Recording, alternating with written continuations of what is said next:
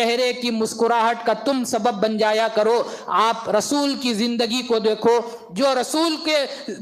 رسول کی زندگی کو خدا نے اسوہ حسنہ کے نام سے یاد کیا۔ آپ کی پوری زندگی میں کوئی ایک واقعہ ایسا نہیں دکھا سکتے کہ رسول کی وجہ سے کسی کے آنکھ سے آنسو نکلے ہو یا رسول نے کسی کو تکلیف دیا ہو۔ ہاں، آپ 20 مقامات پر ایسی باتیں پا سکتے ہیں کہ رسول اللہ صلی اللہ علیہ وسلم کی عمل کی وجہ سے کئی روتے چہروں پر رسول نے مسکراہٹ کو کھلا دیا ہے۔ تو یہ رسول کا عمل ہے، رسول اللہ صلی اللہ علیہ وسلم نے ہم کو تعلیم یہی دی۔ اب آپ اس نسخے کو لو اور اپنی اپنی زندگی میں اختیار کرنا، آپ نے جو اعمال کیے ان اعمال پر نظر ڈالو اور آئندہ زندگی کے تعلق سے سوچو تو خود آپ کو معلوم ہوگا کہ نہ جانے ہم نے کتنی مرتبہ اپنی زندگی میں ہمارے کام کی وجہ سے لوگوں کی آنکھوں سے آنسو جاری ہوئے ہیں، اور نہ کبھی ہم نے وہ کام کیا کہ کسی کے تکلیف میں آدمی ہے،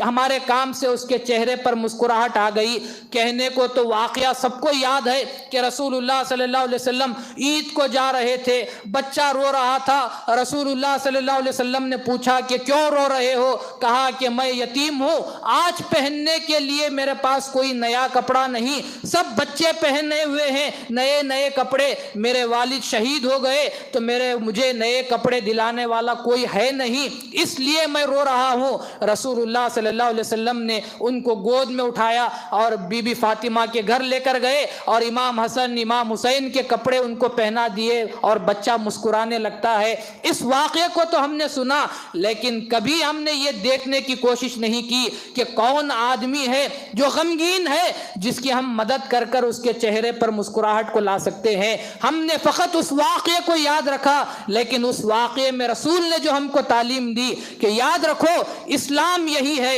اتباع رسول یہی ہے اور شریعت یہی ہے کہ کسی غمگین کو دیکھو تو ایسا کام کرو کہ اس کے چہرے پر مسکراہٹ آ گئی تو سمجھو کہ تم نے اسوہ حسنہ پر عمل کر لیا، اور کبھی زندگی میں وہ کام مت کرو کہ تمہاری وجہ سے کوئی آدمی یہ کہے کہ یہ میرے آنکھ سے جاری ہونے والے آنسوؤں کا سبب تم بن گئے ہو، کبھی وہ کام مت کرو۔ تو آج ہم انسان دیکھتے ہیں کہ ہماری زندگی اسی ڈگر پر چل رہی ہے کہ ہمارے کام سے کسی کے چہرے پر تو مسکراہٹ نہیں آتی، ہم روزانہ کئی لوگوں کو تکلیف دیتے ہوئے گزر جاتے ہیں، کئی لوگوں کو ہم